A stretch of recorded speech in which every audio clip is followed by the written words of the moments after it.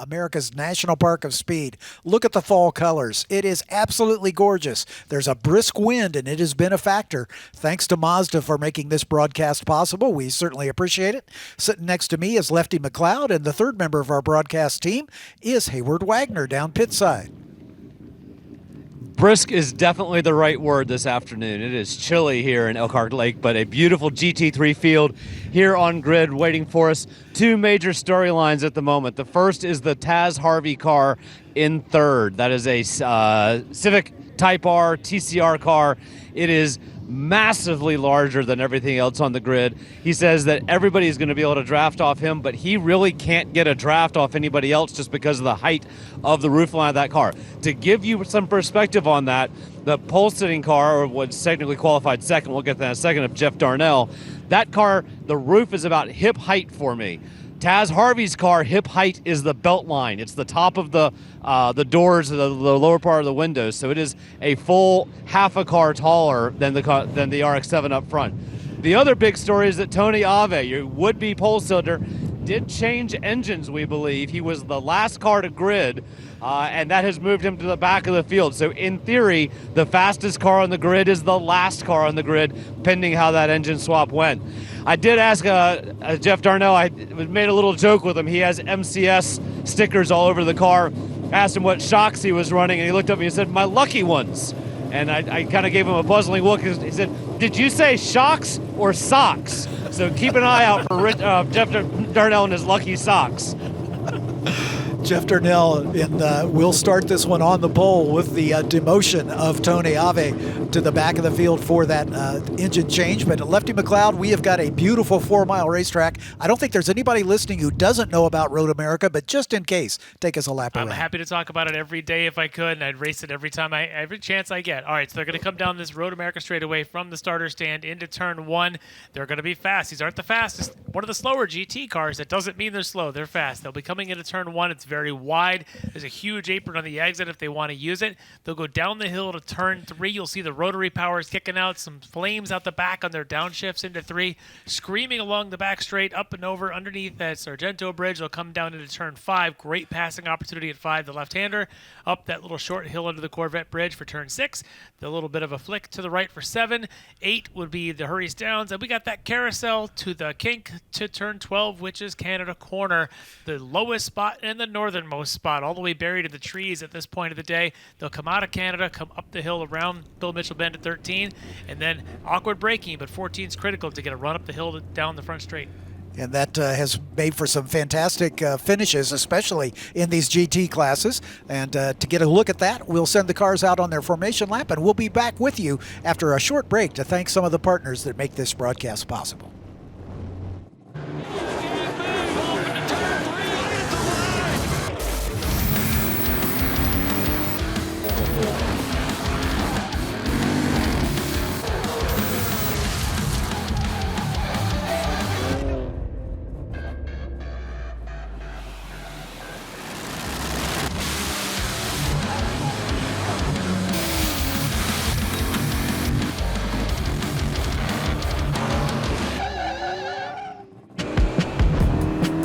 Choose joy. Choose your calling. Choose to really care. Choose to go for it. Just choose. We craft cars for those who choose to do more than simply move. I wake up. Okay, track day checklist. Let's go. You got your gloves, your helmet, water, snacks, sunscreen, your car is prepped and ready to go.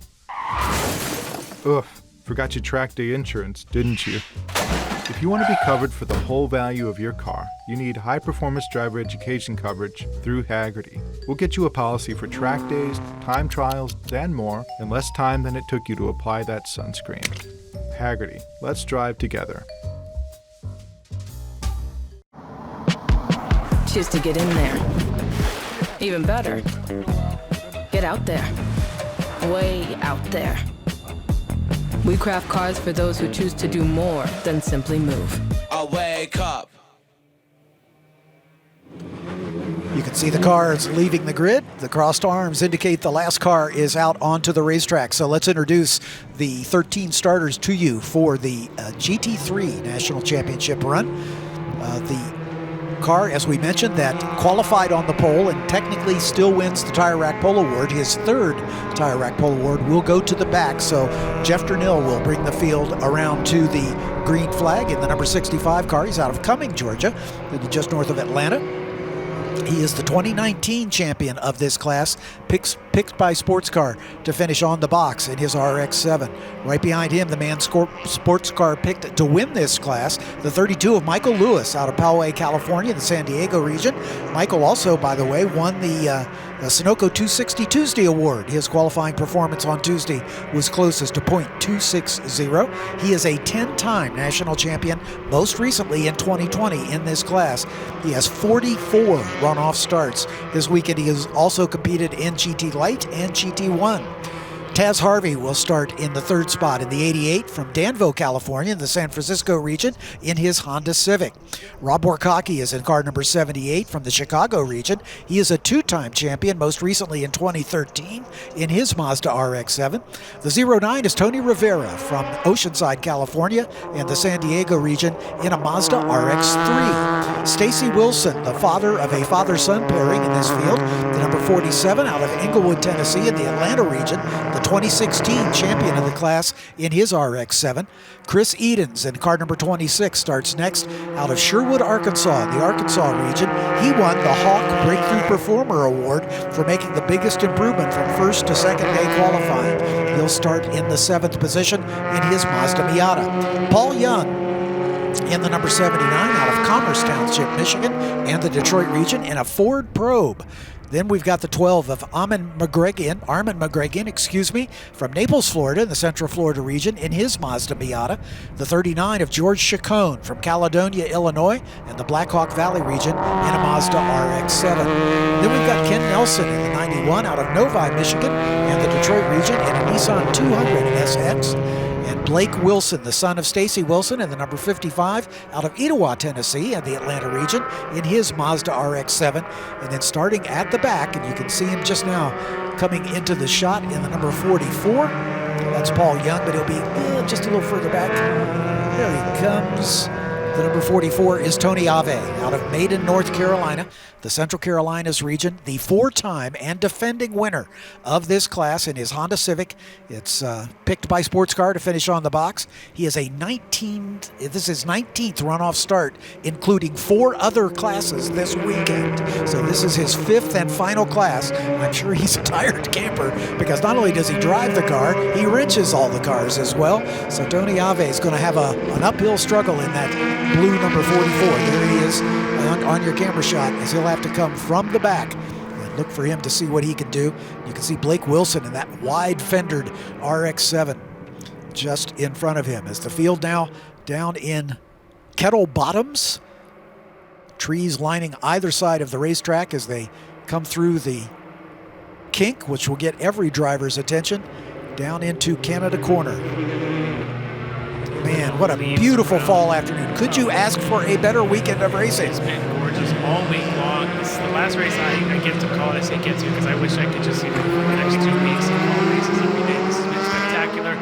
I love it that I get to do GT3 at the end of my week because I love this class. They are full GT cars, 2-frame silhouettes, with the exception of Chris Edens is in a tub Mazda Miata with a piston. That's not one of the rotaries like the other Mazdas. That car was, in fact, originally an STU car. I'll be looking to see how he can work through the field. He's right behind the old Gary Bachman car, Tony Rivera. There's history in this class. There's new builds in this class. What is there not to be excited? We got a TCR car in this class. How can you not get excited for GT3? Exactly right. And you've got the pole sitter coming from the back. I mean, you couldn't ask for a better bit of drama. So everybody's a little confused about their grid positions here, it appears. Stacy Wilson looks like he's got an issue, and that's why. Okay. Well, let's see if we're going to get the green after all, as the field is coming to the green, and we've got it. And Durnell gets a good jump in that newer generation RX-7, the number 65, with the red colors, and then multiple 10-time national champion Michael Lewis in the blue 32 right behind him. And that TCR car looks giant among these cars, just as Hayward was saying. The only time you'll ever call a Honda Civic Giant, but when it's relative to these silhouette-bodied, little tube frame cars, you get that massive TCR Civic up there. Yeah, it looks huge, but look at these rotaries up in the front. It's a second-gen body, a third-gen body. I believe they're similar power plants, though, with the more powerful rotaries that they would each have.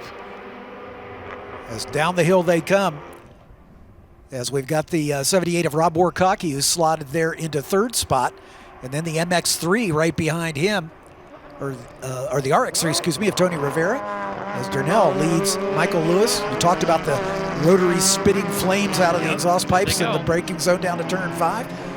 Better watch those leaves blowing around with all the flames spitting out of these rotaries. The RX3 getting the job done up into third spot now. Robert Cocky there in that 78 may have a bit of an issue, at least in the early laps, perhaps cold tires, as he's right now already has Tony Ave in his mirrors. There's that blue Civic. Yeah, there was a lot of discussion about how long was it going to take Tony Ave to get through the field, and he is already up right behind Rob Warkocki in 5th position. And look, coming with him is Blake Wilson in that wide-bodied RX-7. And he disposes of Warkocki and into the carousel turn. So Tony Ave is flying here in that Civic. Yeah, he really is. And like you said, that is Blake Wilson, the younger of the Wilsons there in that first-gen bodied RX-7 just in front of Rob Warkocki there.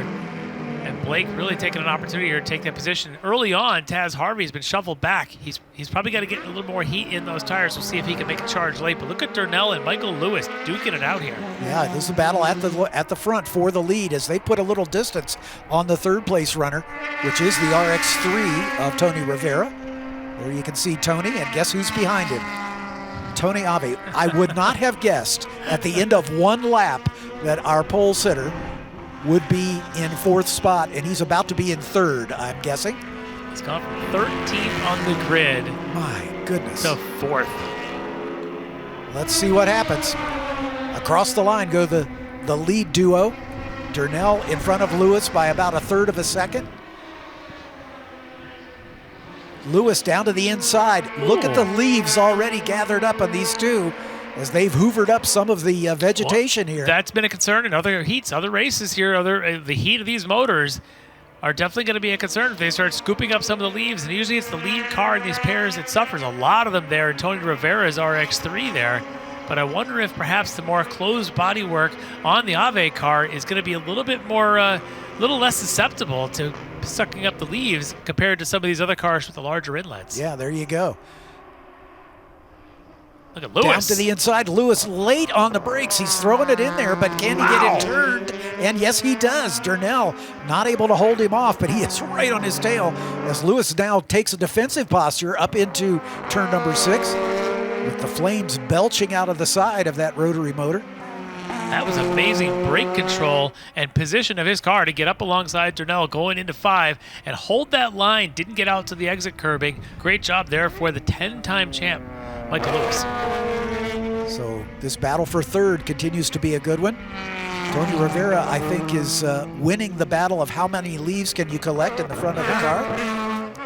I don't know where the radiator actually is in that car, but he's certainly at the lower scoop has got quite a few leaves. But with the open air of that RX-3, who knows where the cooling could be in the back of the car for all I know. It's a GT car. Yeah, exactly right. Again, these are tube frame chassis with silhouette bodies. As you strip the bodywork off, it is pure race car underneath. Oh, good run for Tony Ave through the kink as he gets alongside. Now, can he get close enough to outbrake down into turn number 12? And he does. Ave up to 3rd, about 3/4 of the way through lap 2. For a moment there, I thought the rotary was going to pull him. He just sort of ran in the room to do it. Watch as they go up the hill in the front straightaway. That rotary seemed to pull pretty well, so Tony Rivera may come back at Tony Ave while these two rotaries are dueling it out in front of him. Warkocki and Blake Wilson. Blake Wilson, remember, started at the back of the field along with Tony Ave, so he's made a great charge as well. In fact, has already put his dad back. In fact, Blake and Stacy have swapped positions. Well, remember, that was Stacy Wilson in the white with the blue on the opening formation lap that had an issue. It almost looked like maybe a gearbox couldn't find a gear or something, because the whole field went by, and from our vantage point here at the tower, and then Stacy Wilson went through. So it looked like Stacy maybe was able to get it going again, but there may be an issue. Blake, meanwhile, the younger of the Wilsons, just took off, no problem. this battle's continuing. This is great. I do think that the Rotary's got a little bit better pep to it in Rivera than Ave as they go down the back straight here, coming off of turn 3. This is Tony Rivera's 20th runoff start. He still doesn't have a gold medal, but he's got 3 others. He's got 2 seconds and a first to his credit. So he certainly knows how to put it on the box here at the runoffs. Looks like Paul Young in the Ford just coming down pit lane. In fact, I also see Taz Harvey. I wonder if teams are starting to clear out some of those leaves and maybe thinking maybe later on we'll get a yellow and bunch the field up. So Taz Harvey in the TCR Civic and now Paul Young in the Ford Pro, both of them down pit lane. As the battle between Warkaki and Blake Wilson continues, that's for 5th and 6th. As Tony Rivera not able to shake Tony Ave, or Tony Ave not able to shake Tony Rivera, I guess I should say. This is a good battle here. Yeah, being the lead car right now, the way the leaves are, may not be the best thing for Robert Cockey there. He's got Blake Wilson behind him. I look at the front of Blake's car. I don't see any leaves in that end. Look at that. That looks like clear as can be. But look at the later gen body on Warkaki. That thing is just scooping them up. Oh, no, that's Durnell. Durnell with trouble. Durnell is rolling to a stop here at the exit of the carousel turn. That was our second place runner. That promotes Ave up to 2nd from starting at the back. Durnell just slowly moving. Hopefully he's able to pull off track so we don't bring out a yellow. That is disastrous for the 2019 GT3 champ here, and he's going to get to the kink. And if he goes around it, obviously the flags are waving, so the cars coming now can see behind, but that promotes Michael Lewis to the lead. And Lewis all by himself now, as they had about a 6-second advantage over Ave at the start of the last lap. Let's see what the interval is this time as they come by. As you can hear that rotary screaming by start finish at full speed. Michael Lewis setting fast lap of the race at a 23 flat.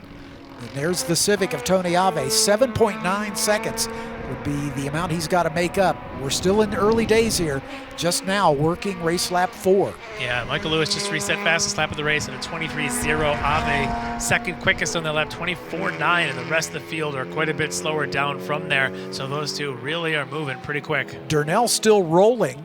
He's back under power again behind Taz Harvey up in front of him, and the CCR car goes by, which has pit, but that looks like maybe the car just stalled and he got it rebooted. I don't know. Maybe it, I don't know. Maybe he leaves in the grill and he overheated and let it cool down a little bit. I don't know. That's very strange. Maybe decided to change to his other pair of socks or something in the middle of the lap and decided, let's just keep going. He said he had his lucky socks on, so we'll see. Might be looking for a new pair of lucky ones. Yeah, the engine's still belching flame. That's a good indication on a rotary that it's still running. And he's going to stay out. So, again, that is good. Whatever that was for Durnell, he's got it going again. Meanwhile, look at Mike Lewis. Look at the leaves in the at front the of that. Yeah, my goodness. Well, he'll be watching that very carefully. So the story with this car is that this car runs in both GT Light as well as GT3. They are different engines. And they have to swap the engine between those sessions every single day. Luckily, they were a morning or an afternoon when it came to qualifying Tuesday, Wednesday, and Thursday. The team worked so hard to do that. So here we are with the bigger motor in the GT3 car. So we talk about Ave swapping motors. Well, Lewis's team does that twice a day. And here they are, maybe they're just getting used to doing all of that. They don't have to go to the back of the grid because they qualified on this motor, whereas Ave, unfortunately, had to pull his out. Doesn't seem to be hurting Tony Ave by any means. Rob Warkaki a little more confident now out in front of Blake Wilson, as those two were nose to tail just a couple laps ago. I'm wondering, Michael Lewis, if he's got any kind of an issue here. He's backed off, at least for the Sector 1, which includes a speed trap on the back straight.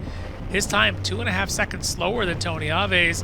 His trap speed, 20 miles an hour down. It's under 100 mile an hour trap speed for Lewis. So I don't know if that's just an error in timing, but it does look like that Ave's a little closer this time. Yeah, it was 8 seconds, the interval between first and second the last time by. Let's see what Lewis's lap time. A 2:32. He is way off the pace, and there's Ave catching him quickly. I wonder if that car's starting to overheat. I wonder. And the car sounded okay going by our vantage point, but look at, there's almost no leaves there on the front of the Civic for Ave. Yeah. This is going to get very interesting. In fact, the fastest car on this lap that we're going through was actually Rob Warkaki in one of the red RX-7s at a 2:28.1. Everyone else quite a bit slower than that. So Warkaki now on the move. Maybe he could try to catch Rivera up in front of him from that RX-3. Yeah, even Ave is well off the pace that he said earlier. His best lap's a 2:24, and that last lap was a 2:29. He's 5 seconds off his quickest pace. So everybody's slowing down just a bit. These guys almost need a tear off for their cooling inlets. Perhaps we'll see them next year mounted with a windshield wiper on that radiator to clear the leaves off. That might be a good idea.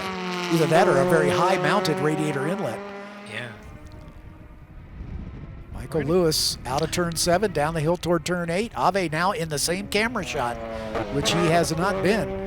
Lewis seems to have recovered fine. That first sector of 40.3, back to about where he's been the whole race. Trap speeds coming down the back straight, 143.9. That's right back to where he was earlier. So Lewis seems to be back in, whatever it was. Again, we've seen Durnell have an issue, having stalled and restarted. We saw Stacy Wilson having an issue. And so now Lewis maybe had his. Maybe it's recovered. Yeah, and Durnell on the last lap reset his best lap of the race. So after that bizarre, looked like he was rolling to a stop coming off the carousel turn, he fell all the way back to 10th position. But now he's back on the pace. So curiouser and curiouser. And now Ave, this guy, just turned race fastest second sector, which includes all of the twistier parts of the track. And so the story might be that perhaps he gave up a little bit of top end speed with this motor, but it seems to have pretty good pull off of the short burst between 5 to 6, from 6 down to 8, 8 around the carousel. All that paying off right now for Ave's. He's within about 4 seconds of Michael Lewis. Yeah, last time by, the interval was 4.6 seconds between Lewis and Ave. Let's see what it is this time by as the relative pace. Lewis' car sounds good past our vantage point. Yeah, it's definitely on song. Here comes Ave, 4.2 seconds the interval. He sets a personal best at a 23.3. And he's about half a second quicker than Michael Lewis on that last lap. Tony Rivera with lots of leaves in that car as well, solidly in third, about 6 seconds behind Tony Ave. And then Warkaki up to fourth in just set his personal best, another 3 seconds up the road. And that car right there that Tony Rivera is driving, that is the old Gary Bachman RX-3. Gary drove that thing for a very long time, on to podiums in the past at the runoffs.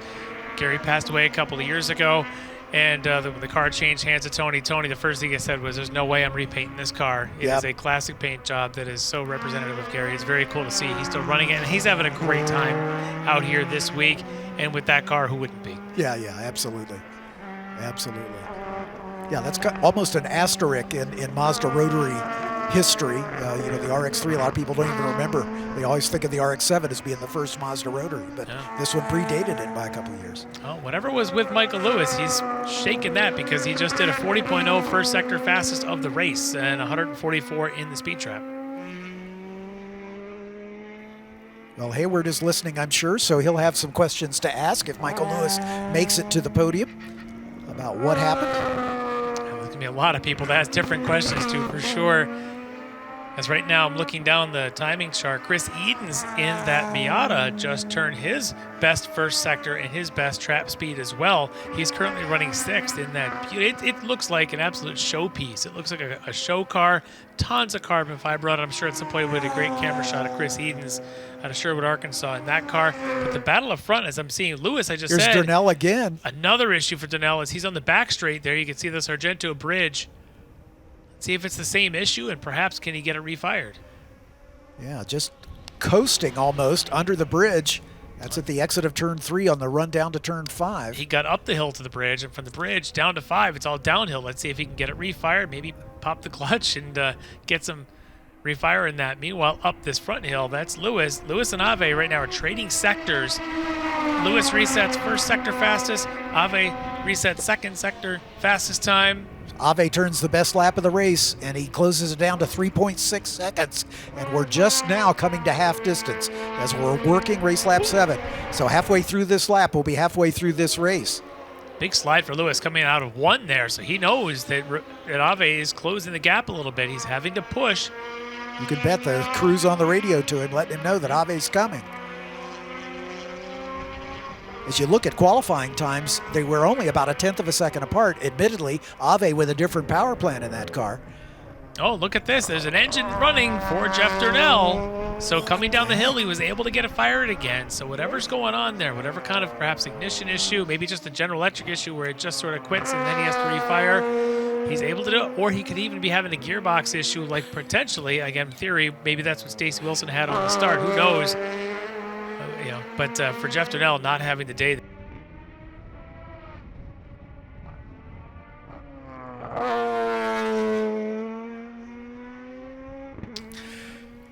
Makes you wonder if there's a little Japanese voice in his ear that says, please deposit 25 cents to continue. I don't know. I don't know. It could be. Looks like some of the leaves have actually left the building there in the front of Lewis's car. I can't believe I'm saying that. It looked like it was a wall of brown leaves, and it's down to about half of what it was. So, well, the front splitter has come unglued. If we get the camera shot, that front splitter is vibrating on the ground, and his hood is now buckled up. I don't know if that's a good thing or a bad thing. Is maybe let the leaves out? Maybe there's a button he can push to make that front splitter fall off so that he can get the leaves out of the radiator. Yeah, usually here in GT3, you don't have that kind of technology, but you just never know. Is maybe Lewis getting a little bit of luck there, if that's what it is. Some loose body work that allowed the leaves to come out of there. That is fantastic for him. I'm sure he can see that on his temp gauge. And still, though, Ave quicker in the second sector by 1.8 seconds on this lap, but Lewis was quicker by 1.2 in the first sector. They're trading sectors, Ave with the advantage. And now as we continue to work lap 7, there's a lot of laps left, a lot of opportunity for Ave to continue to reel in Lewis. Yeah, Ave going a little wide there at the exit of 14. He set the fast lap of the race a lap ago to get the interval down to 3.6 seconds. Let's see if he can back that up. Not quite as fast, but it's down to 3.3 seconds now as we are into the second half of this race, working race lap 8. High drama here as Michael Lewis trying to hold off. There's Durnell. They're about to put Durnell a lap down. Remember, he started at the front of this field, but these three instances here of the car just dying on him.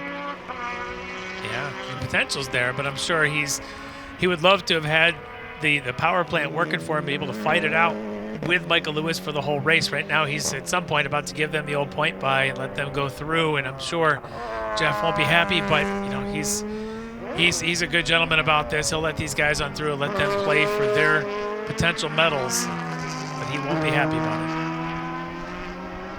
Michael Lewis climbing the hill. Oh, great shot of the flames coming out of these rotaries. It is just so cool. He definitely gets the award for the biggest display of pyrotechnics in that car as he comes right out to the edge of the Gator's teeth. He's pushing it. He is. Sometimes they don't like to use a lot of the curbs. I guess it's a little flatter curb at the exit of 7. But sometimes you don't want to use the curbs, puts more vibration in the car and start just shaking things loose on these race cars. Yeah. Speaking of shaking, look at that splitter. Yeah, just bouncing. Like the whole right side just come loose. All the pins are out and it's just banging the ground. I'm sure that's making a heck of a racket in the car if you can hear it over the rotary. Yeah, no question. That's a good question. Yeah, Ave getting closer and closer. Cue the Jaws music as he is coming. Michael Lewis through the kink. And and Ave only a half a second slower than Lewis in the first sector. That has been Lewis's advantage by over a second. So technically it's kind of a delta in Ave's favor. The second sector, 1.8 faster for Ave. He's clearly reeling him in. Oh yeah, there's no question. He's visibly closer here. Yeah. It's Michael Lewis. Look at that. Battling a car. And look at that hood fluttering in the breeze as well. Lewis definitely struggling right now. That last sector alone, we're going to see the timing stripe. He just lost probably close to another second just in sector 3. Yeah, I'm guessing that it's starting to go away for Michael Lewis. Let's see what his lap time is. A 2:24.3. Ave at a 2:22.8 as he just resets the fast lap of the race. The interval's down to a 2 and 8/10. Meanwhile, in front of them, Jeff Durnell, who's in 11th and just at a 26.6. So these guys are going to keep catching Durnell, even though he's a lap down. We're going to see the fight we thought we'd have, except Durnell's going to be one less lap in the books. But behind them, not much has happened. We still got Rivera running 25s, Warkaki running 27s. Perhaps Blake Wilson maybe running down Rob Warkaki again. That's the only other fight on the track right now. There's Durnell about to go a lap down. There's the flaming Michael Lewis down into turn 5. Of course, the piston Honda's not going to spit any flames out of there from Tony Ave, but here you go. There's Durnell letting through Michael Lewis. Durnell do the same thing for Ave here, probably in about 2 or 3 corners. Well, let's hope he does. Yeah, he There gives he him a goes. point. Good job. Ave may have wished perhaps to do it after the course. He get a better run through 7, but that's okay. That's fine. Ave's able to get a good clear And on by. Durnell is slowing again, it looks like, down the run down the hill. May not have had much choice. The car might have. Look how wide Ave goes, using every bit of the exit at 8. Maybe it's a fuel pickup problem. 'Cause That's it's been possible. downhill a couple times. Yeah, that is definitely possible. Could be. We'll see. Look at the whole front end, that underside piece around the splitter area just flapping away to the ground. Michael Lewis getting a nice massage from the vibrations in the front of that car, I'm sure. But it is definitely going to hurt the aero of that machine. And here comes Ave. Oh, yeah. Ave had a really good lap this time. As you can see, the delta, a lot of that is, it's not Lewis backing off as much as it is Ave on full charge. Look how much curbing he's using on the exits of everywhere. I saw it at the kink. You just saw it there at Canada. Ave is pushing really hard. And now, with the horsepower advantage going to the rotary in front, now the aero will come into play because Ave is going to be right up underneath the back of the rotary. We're going to have a battle here as we go under the stripe. Michael Lewis making a little feint like he was going to go into the pit lane, but I think he's just pulling over. Then he sees the oil dry, the latent oil dry from an earlier incident. Looks like he still has the power, though. Look at him pull on the straightaway over that Honda. Yeah, no question. Interval at the stripe, just about half a second. Ave was quicker, a 2:23.2 versus a 2:24.5 for Michael Lewis. So all things staying the same, it's just a matter of time here. Well, Ave's advantage is through turn 5 down through the kink. Lewis, if that's a disadvantage, perhaps car position comes into play for the 10-time gold medalist to hold his position in front of Ave because he clearly has a horsepower advantage on these straightaways. So now can he go through the twisty parts and keep his car placed and not give Ave a chance? Ave knows he needs to get by before they get there. He can't do it, though. Look at that. Look at the gap that the rotary builds. Yeah, no question. Definitely with the horsepower advantage.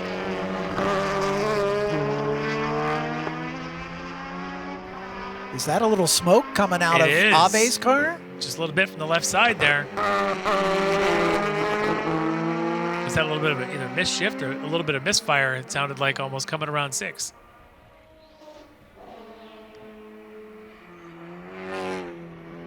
Looks okay now, but definitely on the climb up the hill, it looked like something was water vapor or smoke coming out of that left front wheel well, but now it looks clean. It's okay, yeah. Like you said, everything looks like it's fine as he's coming around the carousel. Might have been tire rub. I don't know. Just conjecture. But he is there. Through the kink they go. Michael Lewis in his 44th runoff start. He has 10 gold medals, 23 medals in total. Well, if Ave's close enough for a draft, this is Oh, where, no. oh no, that's a lot of smoke. That's not good. That's not good. Oh, no, that's not good. This is Kevin Ruck all over again. Oh, my goodness. Yeah, there's a lot of smoke in the driver cockpit there. Yep. In that car, although he's continuing, but it won't be for long based on what we're seeing. Oh, man. At this point, Michael Lewis has to see that and know that he doesn't necessarily have to push. Yeah, there he's not using as much curbing the exit, knowing that there may be an issue, this terminal there for Tony Ave. Yeah. And Tony's not dropping off the pace at all. He's going to go till it blows up, I think. I mean, he's come all this way, you know, from Oh, it does not sound good going by us. I think he's done. Yep. He's pulling off to the right. And I think he realizes the day is over. What a tough break for Tony Ave. Puts the car on the pole, then has to make an engine change. Starts at the back, gets all the way to the bumper of the leader, the 10-time champion, and the car lets him down. I don't know that he's dropping anything. I didn't see it. I'm sure if he were, his team would be telling him. But Yeah. we'll keep our eyes on that because right now Rivera is sitting in 3rd, and then this battle is right now for 4th, Robert Wakaki and Blake Wilson. This could end up being a battle for the last step of the podium. It is indeed that case. And Blake Wilson going to the inside. Now wonders if Wakaki's got an issue. Well, look how many leaves there for Warkaki. Yeah, Warkaki is just full leaves in the front of his RX-7. Blake Wilson looks pretty clean. He's been trailing Rob, letting Rob pick them all up so far. The power advantage, though, for Warkaki down the straightaway here underneath the Sargento Bridge. You can see the right flag off to the left indicating that there's a slow-moving car, and it is the car of Tony Ave. They are now officially in second and third. Or third and fourth, excuse me. Yeah. Look at this for Blake Wilson. Ducks underneath of Warkaki, and this may be the part of the track where Blake's got the advantage with a little bit less power, but probably a little less weight as well in that first-gen body. Look at him pulling a little bit. Warkaki has such a strong motor on the back straight, but Blake did a great job here through 6 and 7. If he can hold him behind him through 8, he'll have potentially an advantage in the carousel. This is awesome. Blake definitely with a little more tire too. If you look from the shot going away, even though those wide fender flares exaggerate the look a little bit, but he's definitely got wider rear tires on that car. Who doesn't love the body kit on that car? It is just incredible. Every boy racer's dream, man. Yes. It's great. That's an incredible looking car in a heck of a fight, but this is where the advantage turns back to Warkaki as they go down here along the bottom past the kink. They can actually see Tony Rivera in front of them as well. Here goes Warkaki down to the inside in the run down to Canada. And Blake is a little later on the brakes and able to hang on to the position. And you're right, there's Tony Rivera, the new second place runner. Oh, this could be interesting. We could have a huge fight on our hands here for second and third. Michael Lewis is by the line starting lap 12. So we'll see the white flag next time by. Lewis is just hoping the car sticks together. Lewis's last lap was a 2:33. These guys are running 28s. Yeah, Rivera is also off the pace. His last lap was a 2:28, a 2:30.3. It sounded okay going by us. I don't know if he's got something else he's watching, maybe a brakes or something that he's managing. Look at Blake Wilson, though, holding Warkaki behind him all the way down the front straightaway. And look at this, the battle for second is totally on. Yeah, this is second, third, and fourth. Rivera pulls over. He realizes he's got a problem. He lets them by.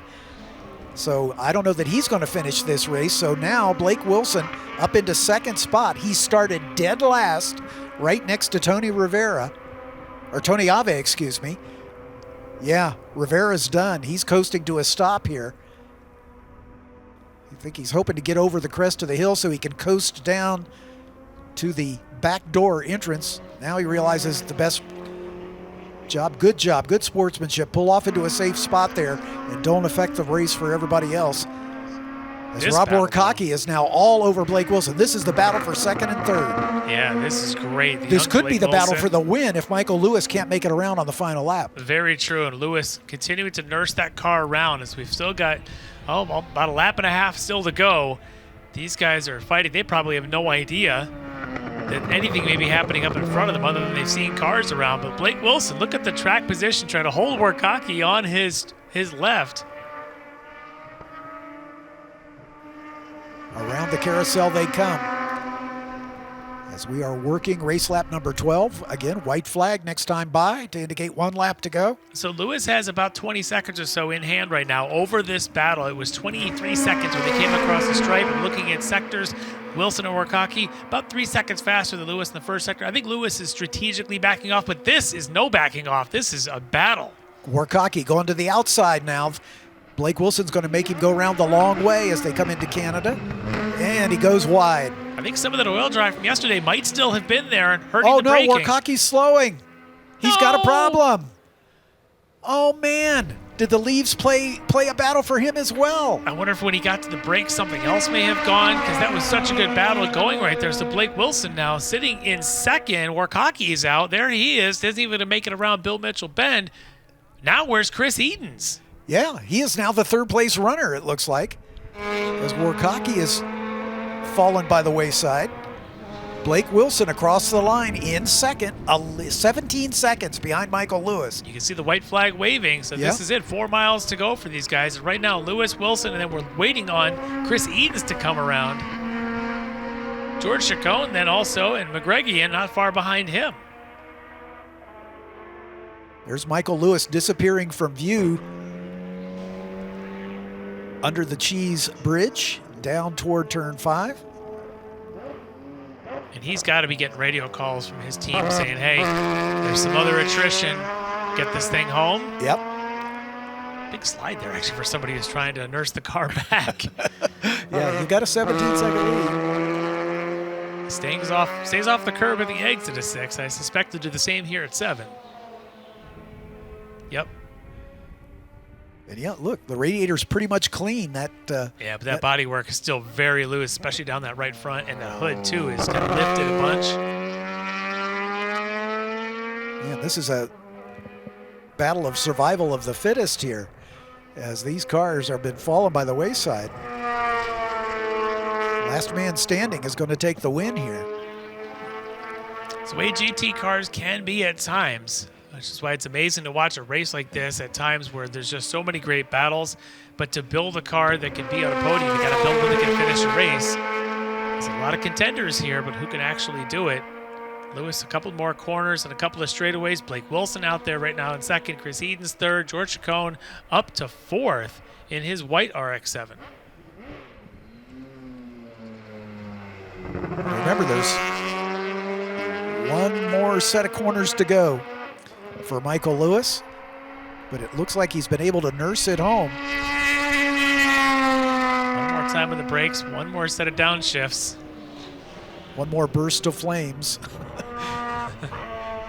Michael Lewis looking for gold medal number 11 with a car that is not at its best, I think it's safe to assume.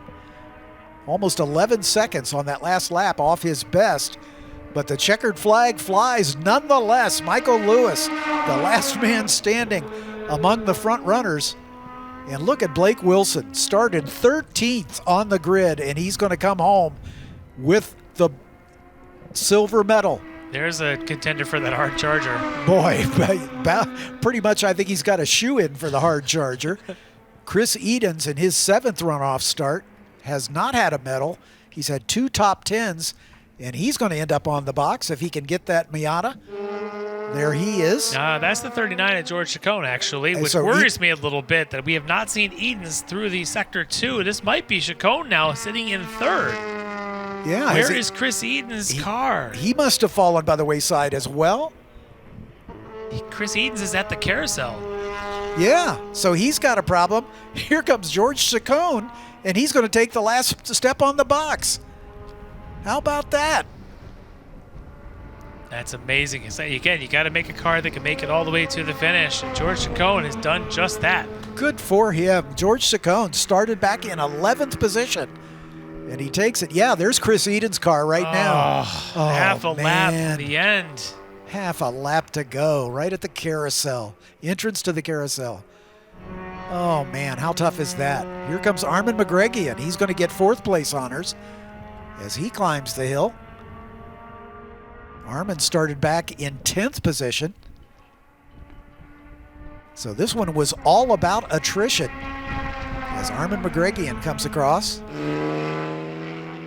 Ken Nelson will be next in the order. I haven't seen him yet, but we've got an eye on Taz Harvey. That's Taz Harvey in the Civic. Nelson in that red Nissan may have also pulled off out on track. So that means Taz Harvey in the TCR, which he's been in the pits. We saw that. He may end up getting himself a top 5 out of this. A top 5 with a pit stop. That's saying something. That's TCR car. They're used to doing pit stops. They didn't do a driver change, though. So that's true. That's true. Only a pit stop probably for leaves or something else. Oh, so Taz Harvey in the Civic out of Danville, California comes across to take 5th spot. Are there any other cars running? I don't believe so. I think that's it. We have 5 finishers. Wow. As everyone else in this 13-car field has fallen by the wayside. What a deal. Heartbreaking there at the end. I mean, for all of them. Oh, my goodness. For Chris Edens, for Tony Rivera, for Rob Warkaki, for Ave, all of them not able to get to the end. Michael Lewis appeared to potentially be nursing that car, but nonetheless, 11 gold medals. Holy moly. 11. Holy moly. To finish first, you first must finish. And that is exactly what's happened to Michael Lewis with clearly a wounded car. Wounded bodywork at least, but his lap time's really plunging at the end as he did everything he needed to do to get that car home in first spot. with a lot of help from his friends. Yeah, he had to fight a little bit, and he had to actually drive it, and then he had to nurse it. So unbelievable. My gracious goodness. What a race. Well, there's Ken Nelson in the Nissan right there behind Tony Rivera in the RX3. So I don't think Ken wanted to just go and grab a beer with these guys. I think that's unfortunate for Ken. I love the body style, obviously. Yep. But that 200SX, first time we've seen him today, is not how he wanted to be on camera. Look at the joy from all of the workers. CC, one of our grid workers, happy for Michael Lewis, as he raced in 3 classes here this weekend, finally comes through. He's had some disappointment in the other 2 races, and it finally comes through and gets that 11th gold medal. And Sports Car got it right. You can hear the joy in the background of that shot.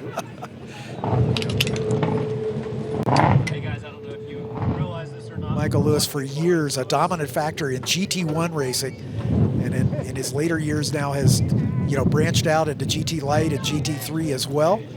Gold medals around. Yeah, ran Trans Am back in the day.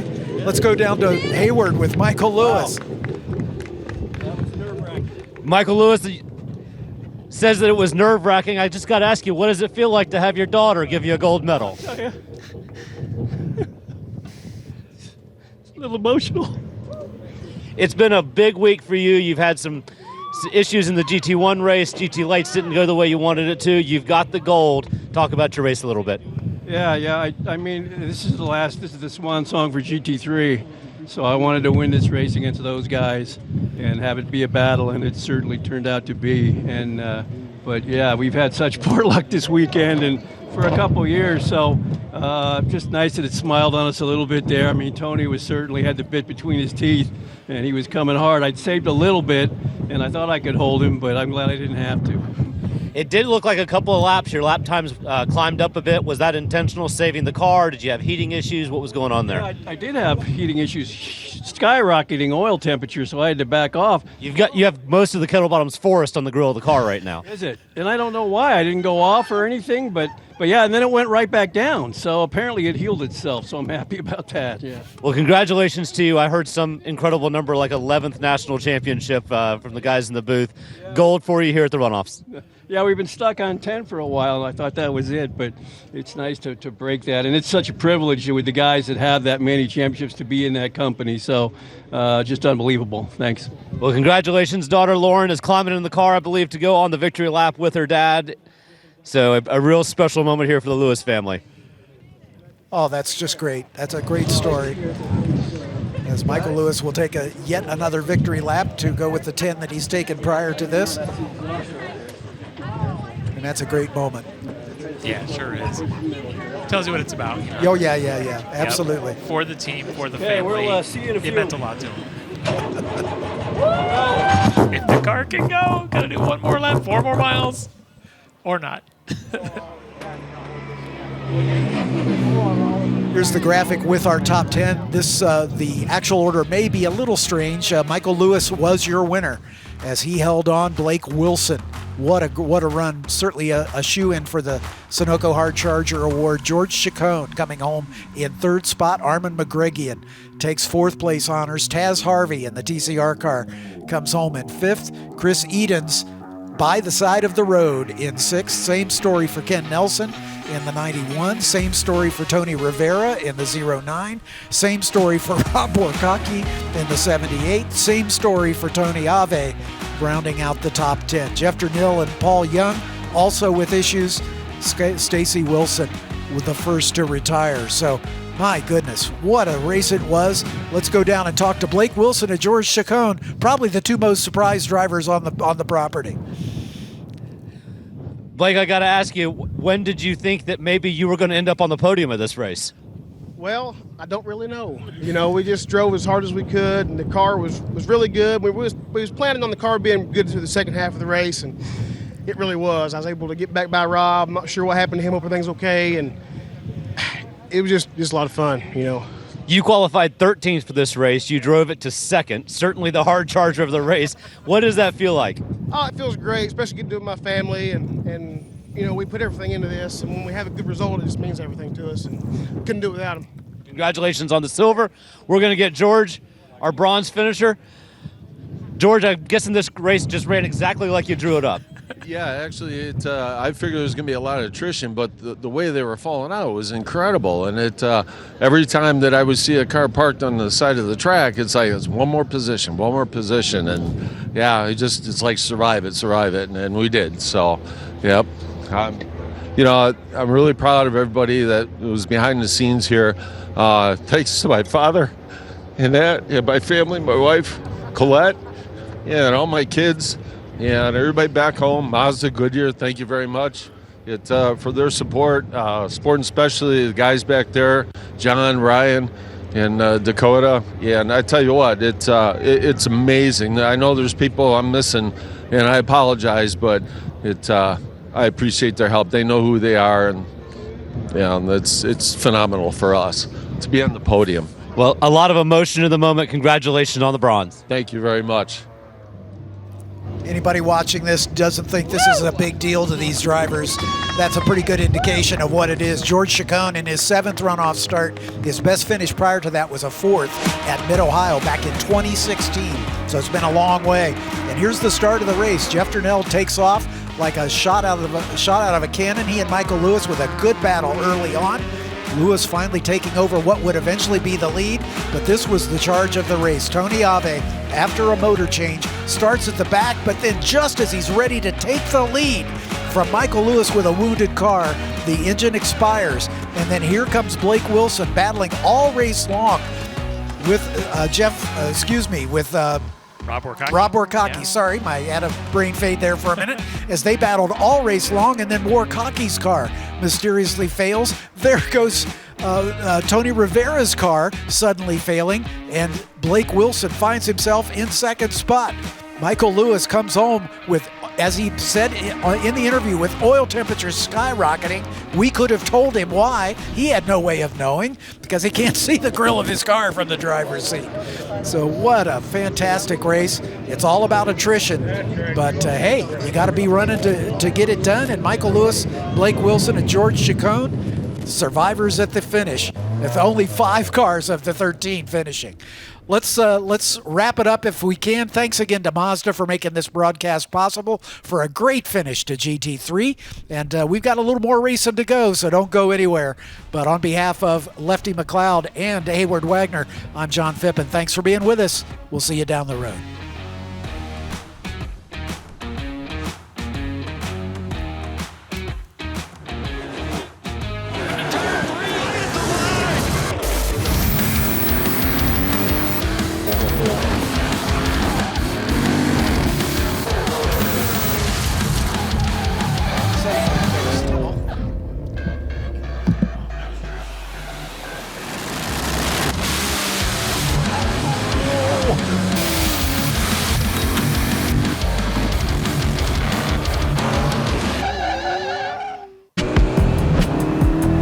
Choose joy. Choose the road. Choose your people. Choose your shot. Take it. Choose to get in there. Even better, get out there. I was half That's joking it. about a Way out there. Choose your calling. Choose to really care. Choose to go for it. Just choose. We craft cars for those who choose to do more than simply move. I wake up.